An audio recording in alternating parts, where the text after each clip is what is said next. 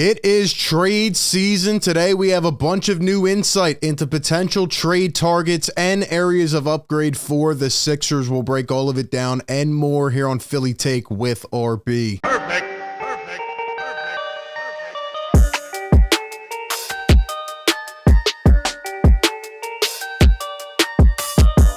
What is up, everybody? RB here. Welcome into the show. You know the drill by now. Hit the like button if you enjoy this content. Subscribe and ring the bell so you don't miss any of the coverage. We'll be dropping videos just like this leading up to the trade deadline. We'll go live. And matter of fact, on February 8th, we will do a trade deadline live stream special and break it down as it happens. But today we're back and we got a plethora of bombs yesterday from different articles and news pieces talking about potential upgrades, guys that may be available. So we will decipher all of it here on the show. But my question to Sixer Nation, and let me know your thoughts down below, is what direction should this team go in? What do they need right now? Which player should be on their radar as we speak? We'll break all of it down, and I want to get into my thoughts. We'll start off with Nick Nurse and what a lot of people think, specifically Sixer reporters who talked to him earlier this summer, think about the direction of, say, a Raptors trade target. Shout out to Jacob Moreno here on Twitter. He posted this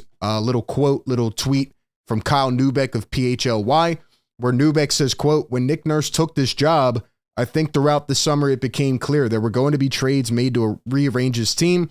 I'm fairly confident that Nick Nurse said, quote, I don't particularly want to have my old Raptors guys here." Now, he was probably just talking about more of the system. He was probably just talking about the ideology, the philosophy of this team going forward and, you know, kind of constructing something new, completely different from what he had in Toronto.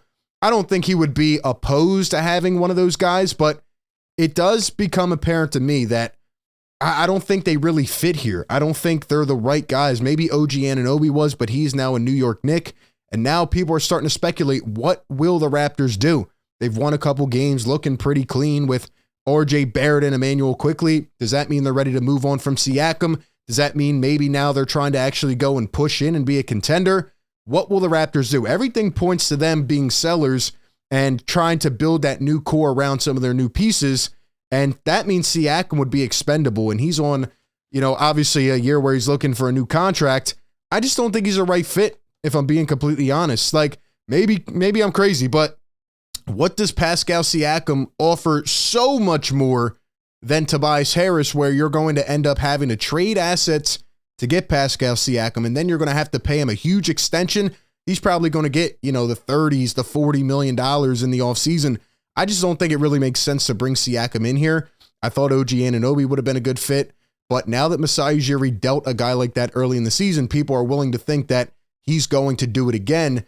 And I think the Raptors will definitely be active at the trade market, but I just don't think the Sixers are really a fit. So we'll see if any of these guys want to come back and work with Nick Nurse. Nobody really thanked him or congratulated him other than Fred VanVleet when he was hired for the Sixers job. So people think there's some bad blood there. We'll have to wait and see. Next on the list is Zach LaVine, though. And this is interesting, ladies and gentlemen. I need your thoughts on this because shout out to my guy Sixer Daily. He posted the quote from Woj last night on the NBA Countdown show. This is what Woj said, plain and simple. There's no market for Zach LaVine. Quote, "They may in the end just have to be glad they can find a team that will take on his contract." Have we reached that point of low for Zach LaVine? He's got, 3-4 more years on his deal, 40+ million every single year, probably upwards of 50 at the end. Could the Sixers snag LaVine for minimal value? Well, let me tell you something. I mean, that makes it very interesting. Does that change your perspective?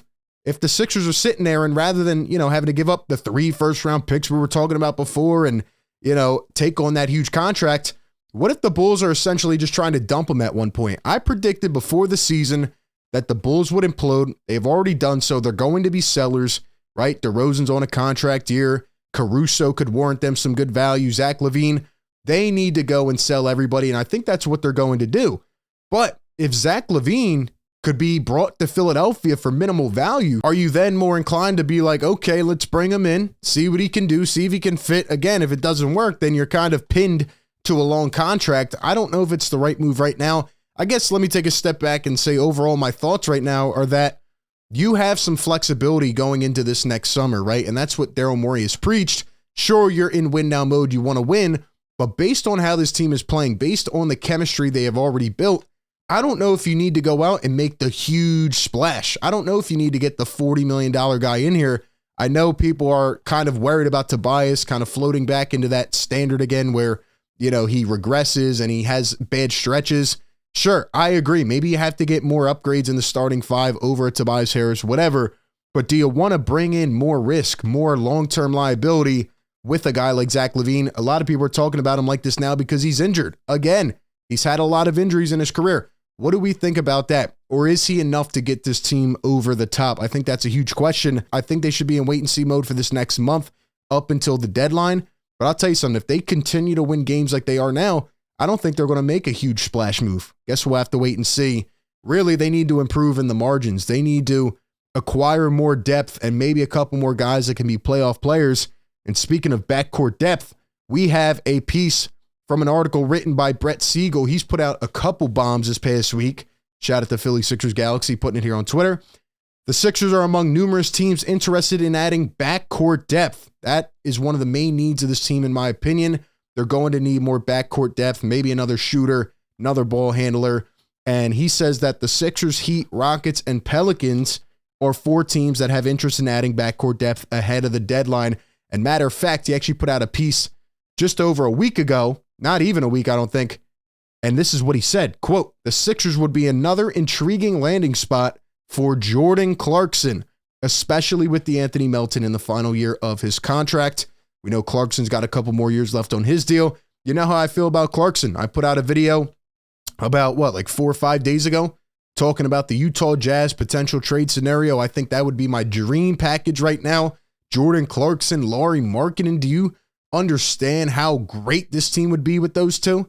I really think they would be perfect fits with both in their respective roles, but we'll have to wait and see what Danny Ainge wants to do, what Utah decides to do and how they play it. But I'll tell you what, man, Brett, we're starting to ride with you, my guy. We're starting to make you the main Sixers source because you're talking pretty nice to us Sixer Nation. So we'll see if the Sixers are potentially interested in acquiring another guard. And Brett Siegel also said this about another potential target. Let me know what you think. Tyus Jones, quote, "Philly may not want to bring in another featured guard that takes the ball out of Maxi's hands. Then again, Tyus Jones opens up the floor for a team like the Sixers, allowing Maxey to play a little bit more off the ball," which is what his natural position was, what he did in college. Obviously, he's become a great point guard, but you can use him in a variety of different ways. And I started to look up Tyus Jones because that's one guy we haven't really addressed yet. And let me show you what I found here, man. First off, you know me, the contract situation. Tyus Jones on a 2-year contract, last year of the deal, he's making $14 million. That's really not bad at all for his production value. And then I was wondering, what kind of numbers is he putting up? Because let's be honest, nobody's paying attention to the Washington Wizards. And Kyle Kuzma is starting to become a big trade target. Does that put the Sixers over the top? I think what they need is not only a complementary piece that fits well around Embiid and Maxey, but they need a lockdown defender.